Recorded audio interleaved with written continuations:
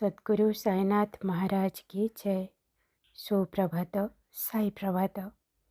बाबा कहते केबे केबे मोर किछि पुओंक मनरे एवं केतेबेले मोर किछि झिओंक मनरे एही विचार आसे कि मु मो जीवन को समाप्त करिदेबी।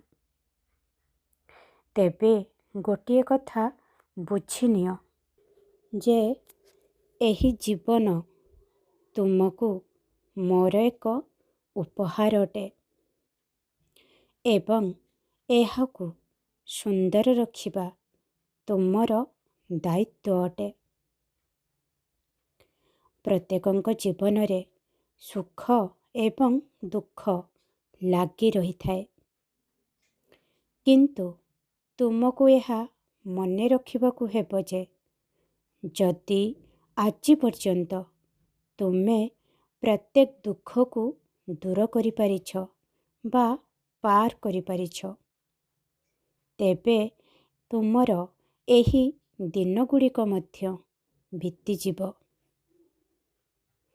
बास केवल निज उपरे विश्वास रख एवं निजको प्रोत्साहन करी आगको बढ़ी चल। तुमे जेते हसमय सहित जीवन बंचिबाकू चेष्टा करिब, जीवन तुमको सेते अधिक हसिबार सुजोग मध्य देब। जदि तुमे दुखी रहिब तेबे तुमे सबु बेले दुख पाइब। खुशरे रुह, खूब हस, मोर बहुत सारा आशीर्वाद तुम सहित अच्छी।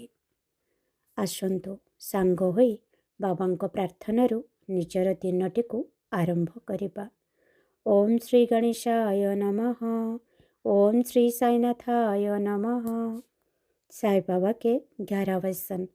जो शिरडी में आएगा आपत दूर भगाएगा, चढ़े समाधि की सीढ़ी पर, पैर तले दुखों की पीढ़ी पर, त्याग शरीर चला जाऊंगा, भक्त हेतु दौड़ाऊंगा, मन में रखना दृढ़ विश्वास, करे समाधि पूरी आस। मुझे सदा जीवित ही जानो, अनुभव करो सत्य पहचानो, मेरी शरण आ खाली जाए, हो तो कोई मुझे बताए।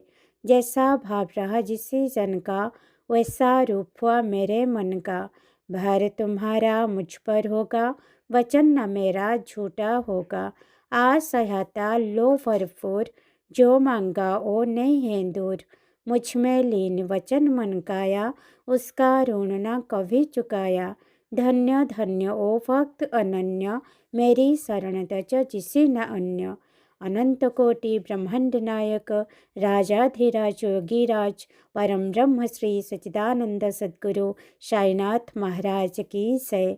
शिरडी महाराज की जय। ओम साई राम, जय साई राम। बाबा समस्तंकर कल्याण करंतु।